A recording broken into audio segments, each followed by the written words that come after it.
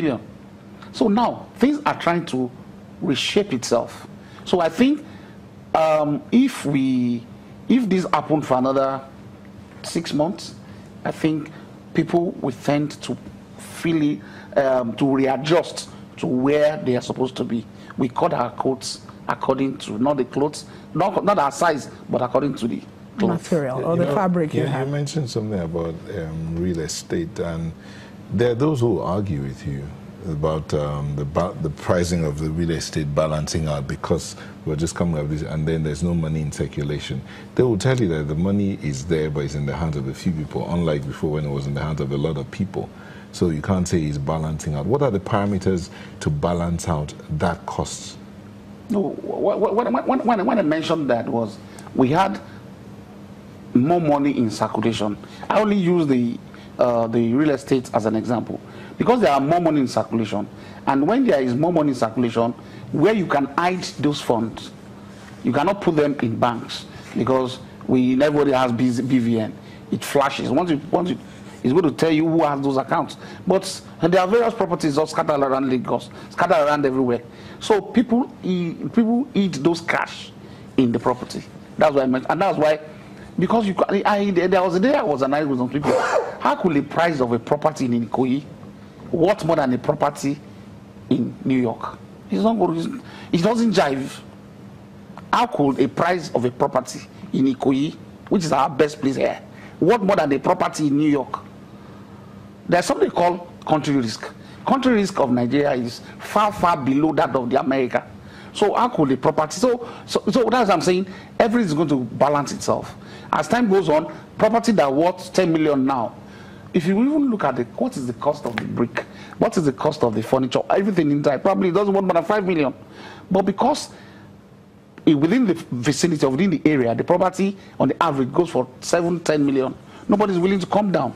But as time goes on, when things balance itself, things will adjust and prices will come down. Is it about, staying with this cost of things now, is it about the amount of money in circulation or the purchasing power?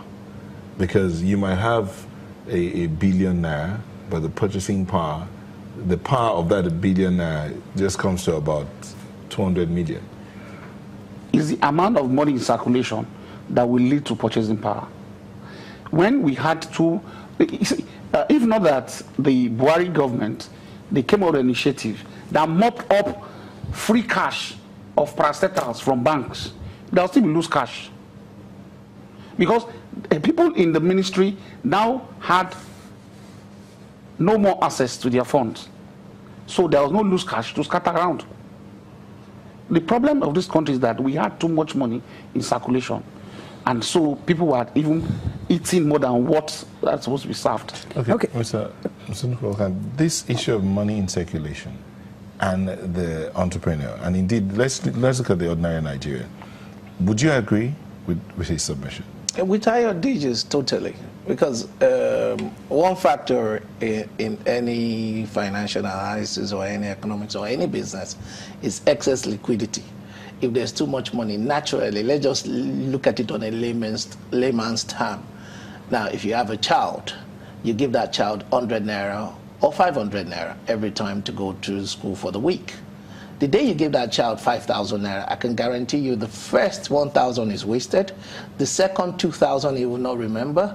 If you're lucky, it will be only about maybe 1,500 naira. It will tell you really what he did with it. Now, so if that little analogy tells you about excess liquidity, when you have the right amount of liquidity, what is spent will match what is bought. And that's the basic principle. Invariably, the value of those two will come to an equilibrium. So my demand for your product against the price I'm willing to pay will be a balanced figure. Now, where there's an excess, we'll come back to the case of the guy that you've just given 500 naira and turned to 5,000. 4,500 is a bit of an excess.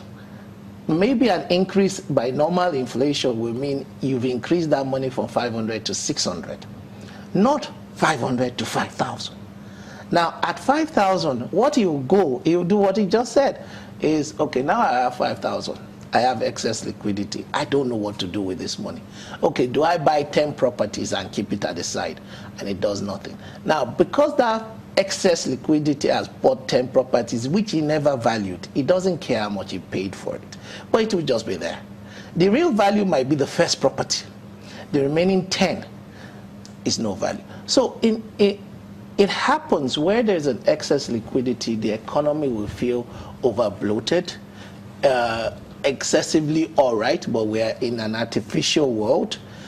And what happens when this thing actually crashes, and it always does, is that you now start reversing what you did.